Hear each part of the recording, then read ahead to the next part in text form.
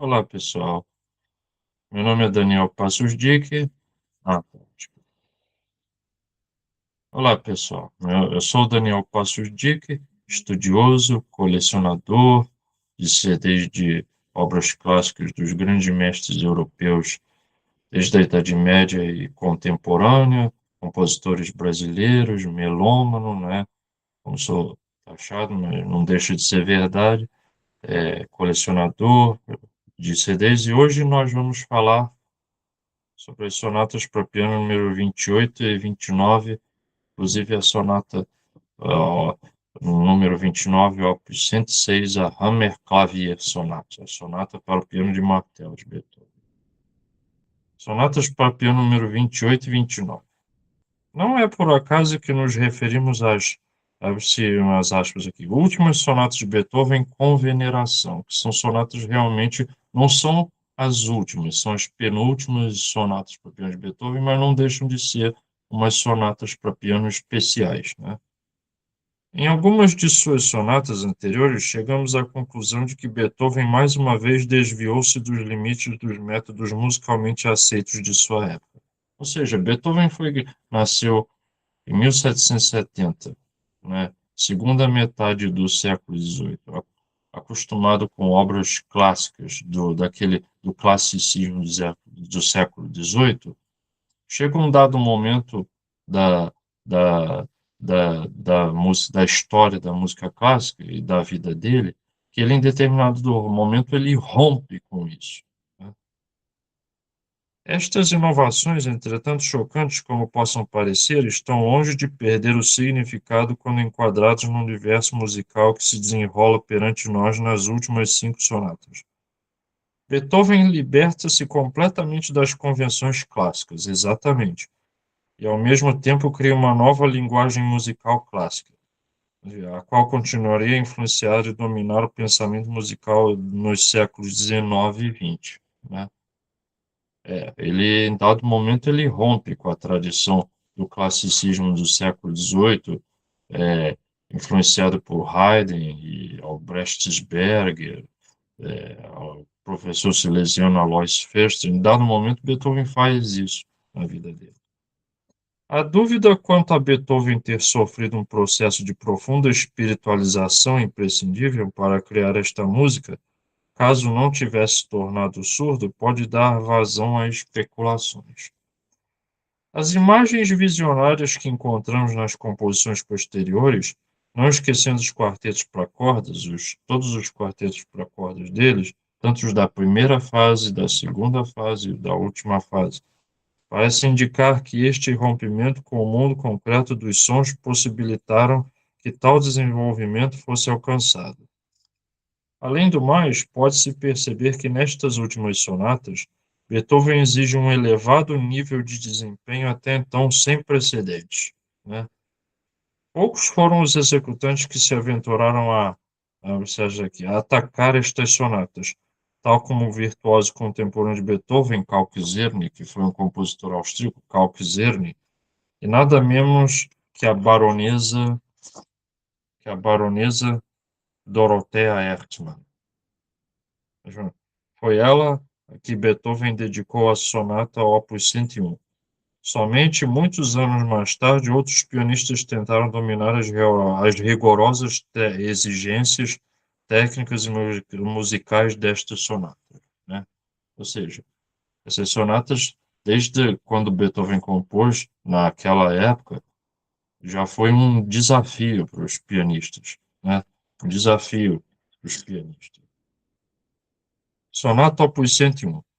Na sonata opus 101 em Lá maior, Beethoven serve-se de uma configuração estilizada que já havia usado na opus 27 número 1, uma da opus 27 número 1, que uma referência à sonata, uma alusão à sonata Quasi una fantasia, a Moonlight, a Mondschein, a opus 127 número 2, e a Quasi una fantasia também, né? No final, ele reafirma o adágio precedente de maneira a ilustrar a mútua interligação de movimentos. Mas isto não é tudo, dois pontos. Na abertura do final, ele retorna ao início da sonata, criando assim como que um ciclo dentro da forma da sonata. Esta configuração deu mais motivos para especulações com respeito a quem seria a longínqua amada de Beethoven, a famosa amada imortal, né? Isto pode soar um tanto sofismático, em lugar algum, antes desta sonata dedicada a Dorothea Ertmann, Beethoven havia incorporado uma personagem cíclica tão inequivocamente quanto que esta mesma personagem reaparece no ciclo de canções Amada Distante, An die Femme-Geliebte, terminando no mesmo ano, 1816, ou seja, uma amada imortal de Beethoven fez uma referência a uma obra de Beethoven, a Bem Amada Distante, que é um ciclo de canções, Opus 98 de Beethoven, né? É uma referência a uma composição de Beethoven também, né? A quase desajeitada forma na qual ele apresentou a sonata à baronesa Dorothea Ertmann pode bem ser uma evidência do envolvimento emocional de Beethoven. Após a morte de um dos filhos dela, da baronesa Dorothea Ertmann, Beethoven deixou de aparecer por um largo período, e tal comportamento grosseiro encorelizou-a. Entretanto, Beethoven repentinamente rompeu a sua presença. Sentando-se ao piano, executou a nova sonata. E a seguir, presenteou a Dorothea Ertmann. Mas há um significado suplementar para esta atitude. Dois pontos. Beethoven poderia tê-la considerado como das poucas pessoas capazes de tocar a sonata com sucesso, a baronesa Dorothea Ertmann, a quem ele dedicou a sonata para piano Opus 101. É digno de nota, neste particular, que a sonata Opus 101 em Lá maior foi a única executada em público durante a vida de Beethoven. Foi ela tocada por Steiner von Felsberg, após ter recebido instruções detalhadas do próprio Beethoven. Agora nós vamos falar de uma das últimas, não é necessariamente a última sonata para piano de Beethoven, mas é uma das sonatas mais importantes e uma das sonatas especiais de Beethoven. Grande sonata para piano forte, Hammerklavier Sonate, opus 106. Né? Grande sonata para piano forte, Grosse Sonata für Hammerklavier, opus 106. Né? Opus 600, como diz. Eis uma sonata que será um desafio para os pianistas, a qual não será tocada antes de 50 anos desta data. Com estas palavras, Beethoven apresentou sua sonata para piano forte a seu editor Artaria. Ele provavelmente pensou que, de fato, esta imensa sonata tornar-se-ia propriamente comum aos pianistas, 50 anos mais tarde. A verdade, entretanto, é que a maioria dos executantes contemporâneos dele abstinham-se ainda de executar esta obra, a qual exigia para tal um nível elevado de interpretação técnica, bem como um bom entendimento do que Beethoven tentava expressar nessa música. Né? Uma sonata muito complexa para os executantes, para os pianistas, desde aquela época. Beethoven passava por um período difícil. Esta sonata foi escrita em circunstâncias difíceis da vida dele, é verdade. É muito penoso ser forçado a compor em troca do pão de cada dia, claro, para o seu sustento. A pensar que iria chegar a isso,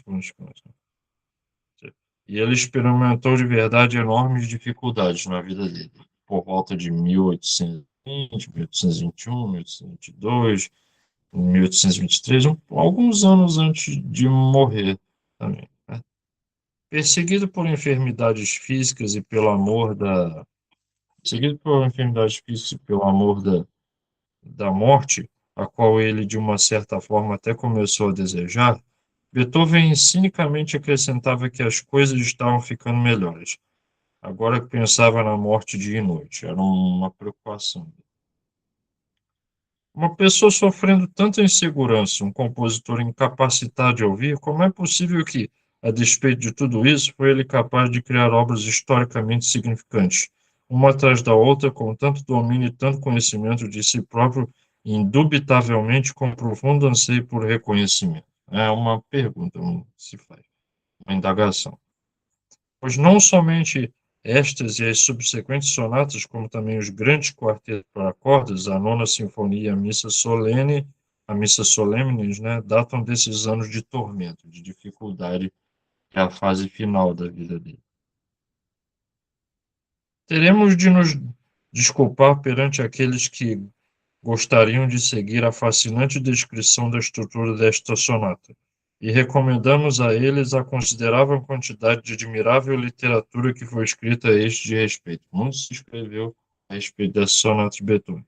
Entretanto, quisemos fazer uma tentativa de introdução diferente da que encontramos naquela literatura. A sonata está construída em torno do movimento central, entre parênteses, o terceiro, né? É o mais profundo de todos. Adágio. Aqui, como em algumas passagens posteriores do quarteto para cordas de Beethoven, é preocupado com o silêncio que com o som. Os sons, penetrando no contexto deste silêncio, lembram antes variações e formas manifestas de silêncio do que sons musicais autônomos, né? Esta tentativa de se chegar ao âmago, ao ponto central da estrutura, serve provavelmente como apoio para se achar um meio de sondar esta insondável obra-prima, né? Agora os intérpretes, né? Pavel Egorov é um famoso pianista muito conhecido, eh, não só de CDs mesmo por interpretar Schumann. Olha, Pavel Egorov é um compositor, é um pianista russo muito conhecido por obras de Schumann, né? Os intérpretes, Pavel Egorov, 1948. É natural de São Petersburgo, onde frequentou sua primeira escola de música. Formou-se no Conservatório de Moscou, onde aperfeiçoou-se seu estilo com Titiana Nikolaeva e Vera Gornostayeva. Em 1974, ganhou o primeiro prêmio no concurso Schumann em Zwickau, na Alemanha. Ele, como pianista russo, Pavel Egorov, ele é muito especialista, ele interpreta Schumann muito bem, ele é muito conhecedor profundo das obras de Schumann. Aos 17 e 18 anos, Pavel Egorov gravou muitos discos, obras de Schumann em particular, era a especialidade dele, e fez turnês pela antiga União Soviética, Alemanha, Romênia, Bulgária, Polônia e Japão. Em 1990, estreou no Amsterdã Concertgebouw, no Concertgebouw de Amsterdã, na Holanda, seguido de uma turnê na China. Galina Sandovskaya, a pianista russa que interpreta Hammer Clavier Sonata, e ela interpreta de uma forma magistral. Galina Sandovskaya, 1969, recebeu educação musical na Escola Especial de Música. Posteriormente, graduou-se no Conservatório de São Petersburgo, onde é atualmente assistente. Desde 1985, tem sido uma intérprete frequente em São Petersburgo e em outras cidades importantes. Em 1990, Galina Sandovskaya fez uma turnê pela Itália. Bom, essa foi a nossa aula de hoje. Eu agradeço. Sou Daniel Passos Dick, falando de quase, não digo completando ainda, mas é, é, encerrando aos poucos esse ciclo de falar das sonatas para piano de Beethoven, né? Eu agradeço, foi-lhes um prazer. Obrigado a todos. Fa- Falaremos outras aulas virtuais melhores, não só sobre Beethoven, sobre outros compositores. Eu agradeço a atenção de todos.